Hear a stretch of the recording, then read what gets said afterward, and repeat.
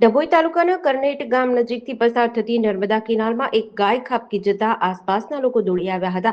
ગાયનો બચાવ કઈ રીતે કરવો? કેનાલમાં પાણીનું પ્રમાણ વધારે હોવાથી ગાયને બહાર કાઢવા કાર્યવાહી કરવી ખૂબ જ આવશ્યક હતી.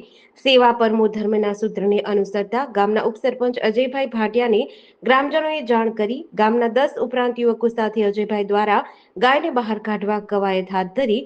દોરડાથી ગાય બહાર નીકળવામાં સક્ષમ ન હોય ત્યારે ક્રેનની મદદથી ગાયને બહાર કાઢી સુરક્ષિત સ્થળે છોડી મૂકવામાં આવી હતી. સનાતન હિન્દુ ધર્મમાં ગાયને માતા તુલ્ય ગણવામાં આવે છે. તેમની સેવા કરી યુવકોએ આનંદની લાગણી વ્યક્ત કરી હતી. આજ રોજ હું કરનેટ ઉપસરપંચ અજયભાઈ ભાટિયા કરનેટ અમારા ગામ કેનાલ ખાતે ગાય માતા અંદર ચડતા અંદર ઉતરી ગયેલા હતા. તો અમે અમારા ગામના છોકરાઓ દ્વારા અમને જાણ કરવાઈ કરનેટ વસાહતથી, અને અમે ત્યાર પછી ફોરેસ્ટમાં જાણ કરી. ફોરેસ્ટમાંથી જાણ કર્યા પછી મને જવાબ મળ્યો. પછી વાર લાગે એવું હતું, એટલા માટે અમે પોતે ક્રેન બોલાવી અને અમારા છોકરાઓની મહેનતથી અને ગામ લોકો અને છોકરાઓના સાથ સહકારથી ગાય માતાને સહી સલામત અમે કેનાલમાંથી બહાર કાઢી અને ચાકવા મૂકી દીધેલ છે.